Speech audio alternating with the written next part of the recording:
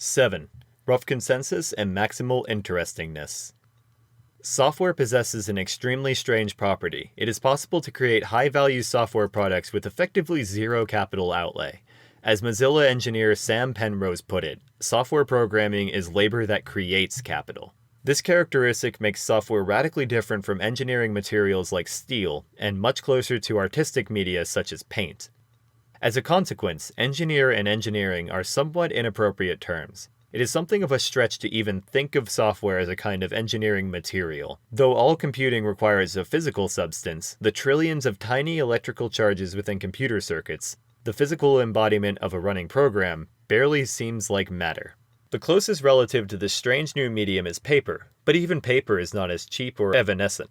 Though we can appreciate the spirit of creative abundance with which industrial-age poets toss crumpled-up false starts into trash cans, a part of us registers the wastefulness. Paper almost qualifies as a medium for true creative abundance, but falls just short. Software, though, is a medium that not only can, but must be approached with an abundance mindset. Without a level of extensive trial and error and apparent waste that would bankrupt both traditional engineering and art, good software does not take shape. From the earliest days of interactive computing, when programmers chose to build games while more serious problems waited for computer time, to modern complaints about trivial apps, which often turn out to be revolutionary, scarcity-oriented thinkers have remained unable to grasp the essential nature of software for 50 years.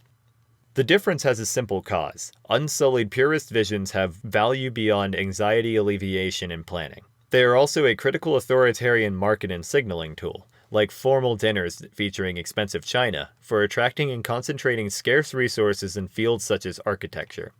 In an environment of abundance, there is much less need for visions to serve such a marketing purpose. They only need to provide a roughly correct sense of direction to those laboring at software development to create capital using whatever tools and ideas they bring to the party, like potluck participants improvising whatever resources are necessary to make dinner happen.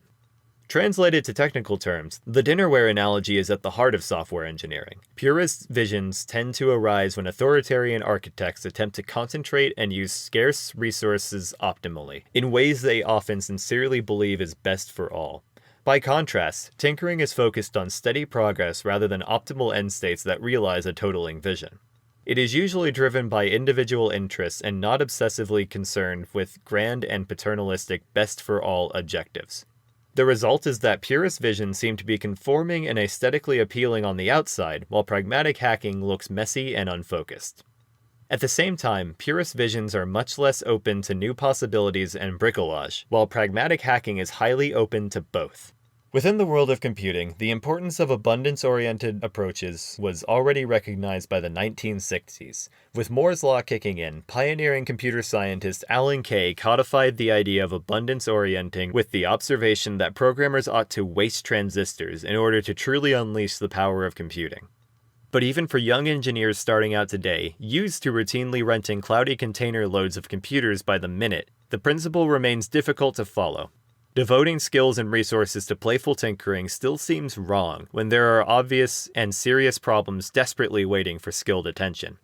Like the protagonist of the movie Brewster's Millions, who struggles to spend $30 million within 30 days in order to inherit $300 million, software engineers must unlearn habits born of scarcity before they can be productive in their medium. The principle of rough consensus and running code is perhaps the essence of the abundance mindset in software. If you are used to the collaboration processes of authoritarian organizations, the idea of rough consensus might conjure up the image of a somewhat informal committee meeting. But the similarity is superficial. Consensus in traditional organizations tends to be brokered by harmony-seeking individuals attuned to the needs of others, sensitive to constraints, and good at creating alignment among competing autocrats. This is a natural mode of operation when consensus is sought in order to deal with scarcity. Allocating limited resources is the typical purpose of such industrial-age consensus seeking. Under such conditions, compromise represents a spirit of sharing and civility. Unfortunately, it is also a recipe for gridlock when compromise is hard and creative breakthroughs become necessary. By contrast, software development favors individuals with an autocratic streak, driven by an uncompromising sense of how things ought to be designed and built, which at first blush appears to contradict the idea of consensus. Paradoxically, the IETF philosophy of eschewing kings, presidents, and voting means that rough consensus evolves through strong-minded individuals either truly coming to an agreement or splitting off to pursue their own dissenting ideas. Conflicts are not sorted out through compromises that leave everybody unhappy. Instead, they are sorted out through the principle futurist Bob Sutton identified as critical for navigating uncertainty: strong views, weakly held. Pragmatists, unlike the authoritarian high modernist architects studied by James Scott, hold strong views on the basis of having contributed running code rather than abstract visions. But they also recognize others as autonomous peers, rather than as unquestioning subordinates or rivals. Faced with conflict, they are willing to work hard to persuade others, be persuaded themselves, or leave. Rough consensus favors people who, in traditional organizations, would be considered disruptive and stubborn. These are exactly the people prone to breaking smart. In its most powerful form, rough consensus is about finding the most fertile directions in which to proceed rather than uncovering constraints. Constraints in software tend to be relatively few and obvious. Possibilities, however, tend to be intimidatingly vast. Resisting limiting visions, finding the most fertile direction, and aligning with the right people become the primary challenges. In a process reminiscent of the rule of agreement in improv theater, ideas that unleash the strongest flood of follow-on builds tend to be recognized as the most fertile and adopted as the consensus. Collaborators who spark the most intensive creative chemistry tend to be recognized as the right ones. The consensus is rough because it is left as a sense of direction, instead of being worked out into a detailed, purist vision. The general principle of fertility seeking has been repeatedly rediscovered and articulated in a bewildering variety of specific forms. The statements have names such as the principle of least commitment, planning software, the end-to-end principle, network design, the procrastination principle, architecture, optionality, investing, paving the cowpaths, interface design, lazy evaluation, language design, and late binding, code execution. While the details, assumptions, and scope of applicability of these different statements vary, they all amount to leaving the future as free and unconstrained as possible, by making as few commitments as possible to any given local context. The principle is, in fact, an expression of laissez-faire engineering ethics. Donald Knuth, another software pioneer, captured the ethical dimensions of his version. Premature optimization is the root of all evil. The principle is the deeper reason autonomy and creativity can migrate downstream to hands-on decision-making. Leaving more decisions for the future also leads to devolving authority to those who come later. Such principles might seem dangerously playful and short-sighted, but under conditions of increasing abundance with falling costs of failure, they turn out to be wise. It is generally smarter to assume that problems that seem difficult and important today might become trivial or be rendered moot in the future. Behaviors that would be short-sighted in the context of scarcity become far-sighted in the context of abundance. The original design of the Mosaic browser, for instance, reflected the optimistic assumption that everybody would have high-bandwidth access to the internet in the future, a statement that was not true at the time, but is now largely true in the developed world.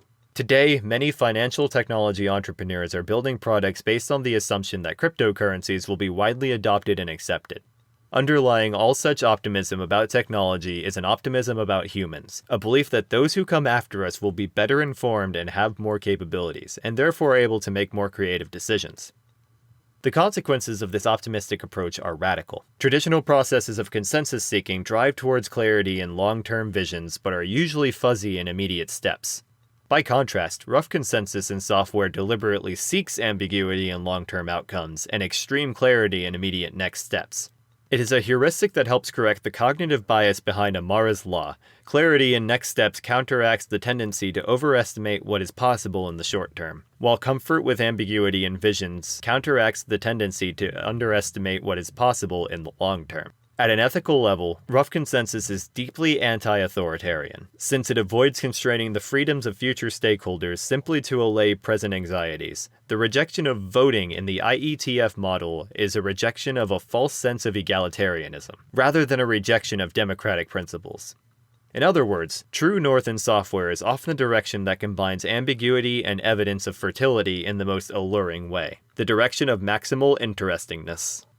The decade after the dot-com crash of 2000 demonstrated the value of this principle early. Startups derided for prioritizing growth in eyeballs and interestingness direction, rather than clear models of steady-state profitability, a self-limiting purist version of an idealized business, were eventually proven right.